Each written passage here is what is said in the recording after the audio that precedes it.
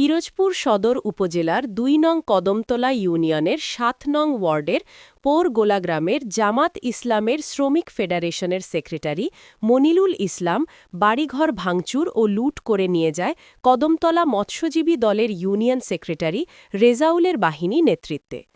পিরোজপুর প্রতিনিধির পাঠানো জায়গাটা নিয়ে আমাদের ভক্তদের ফ্যামিলি নিয়ে একটা চক্রান্ত, একটা গ্যাঞ্জাম অনেক দিন থেকে হয়ে আসছে। আমাদের এই চা তৈরি, আমাদের এই জায়গাটা আমার বাপ জীবিত থাকতে আমরা খেয়েছি। তারপরে আমার বাপ যখন মারা গেছে আমরা সবাই ছোট ছোট ছিলাম।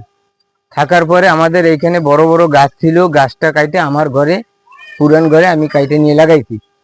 গাছ লাগানোর পরে ২-৩ মাস পরে আমার চাষা বাইচে ছিল।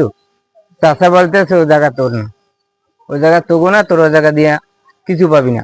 আমার ঘর বাড়ির পুরান পোতা আমার ঘরের বেড়া টাকাইছে প্রতিদিন। আমরা ছোট থাকতে আমার মা ছিল, আমাদের কাজ করে খাওয়াইছে। আমরা তারপরে আল্লাহ এসে সবাই একটু খাটাখাটনি করে আমরা ভালো হয়েছি। এখন আমাদের এই ভাই আমার পুরান ঘরে ছিল, তার এখানে আমরা ঘর বেঁধে দিলাম। এই আজকেরা ঢিলে মেলে, কালকেরা ঢিলে মেলে, এরকমের মেলতে মেলতে আমার বাইরে ধাপড়াইছো, এই দোকানদারি দিয়ে ধাপড়াই ওদিকে নিচে পিডেবে।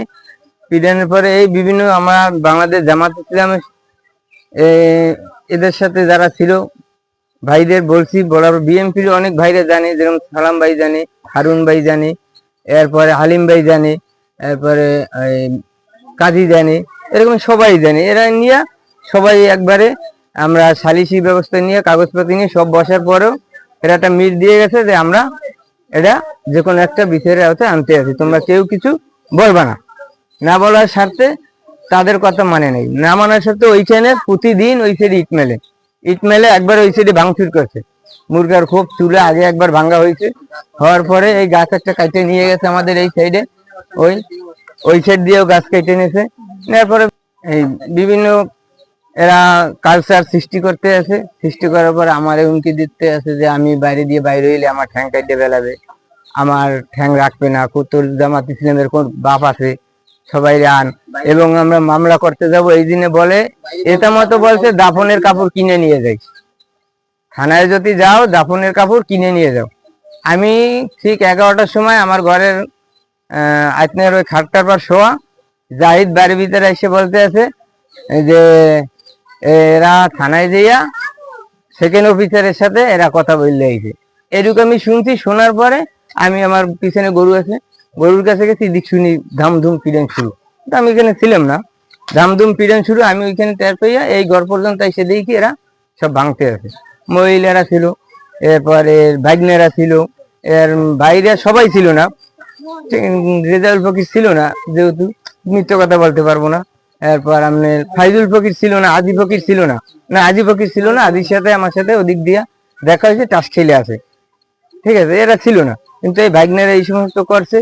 এই আমাদের এই জাহিদ ভাইয়ের বউ অতিরিক্ত কথা বলে, সে মানে ঘুটে একেবারে পুরা ডিম কেমনে নষ্ট হয় এই কাদের সে করতে পারে ভালো, ঠিক আছে। এই এখন আমাদের এই ঘর আগামী দিন 5 বছরে আমার সাহাতো ভাইরা আম লিখছিল, তাকে লাগে আমাকে জড়াইয়া এরা খালি কয় তোরা কোপাইছো, তোরা কোপাইছো, এইসব বলিয়া আমাকে হয়রানি করতে আছে। আর ঘর ছাড়ো না কেন, ঘর ছাড়ো না কেন, এই জায়গা তোদের না, এইসব বলার পরে বাপ দাদার সম্পত্তি ভাই শুরু করছে। আল্লাহ হাফেজ। এই জায়গা মাইদের কোপাবে আটকাই রাখছে। আর এই আটকাই দেওয়ার পরে আমি আর কিছু বলি নাই। আসছে আমার এই ঘর দর ভাঙ্গার পর বলহন আমার জড়াই ধরে কানতে আছে, কি করবো কেউ দেখি না। এই আর বাড়ির ভিতরে সবাই বলতে আছে কোন শুয়ার বাচ্চা যদি বাইরেও তোকে দান শেষ। মিথ্যে কথা বলবো না ভাই, কেউ কোনো সাক্ষী দিবি না। তোর বাবারা কোথায় ছিল আগে, কোথায় ছিল, এরা এই 5 বছর সাক্ষী দে নাই, এরা কোথায় ছিল। এইসব করার পরে আমরা কোনো মানুষ মুখ খুলতে আসে না, দীর্ঘদিন ধরে এরা করতে আছে। আর তোর চকলেটের নাম তোরে পেঁচাবো, যাই থানায় যাও, দাফনের কাপড় পেঁচাই থুয়া কিনে থুয়ে তোর বাড়ির দা নামিস। বাপ দাদার সম্পত্তি দলিলের জায়গা খাইতে আছে। হেয়ার পরে এই জায়গা সম্পত্তি সব দখল করে নিয়ে গেছে 5 তারিখের পরে। আমরা 5 তারিখের পরে তো হয়রানি আছি। এখন শেষ পর্যন্ত ঘর ভিডিও বাড়িটা ছিল ভাঙ্গে সুইগা, টাকা পয়সা দাদা ছিল সব নিয়ে গেছে, সোনা দানা সব নিয়ে গেছে। ওই জায়গায় লেখা এইসব লেখা আছে, আর বাদ ভাই যারা ঢুকে সবকিছু নিয়ে গেছে। খোদা হাফেজ।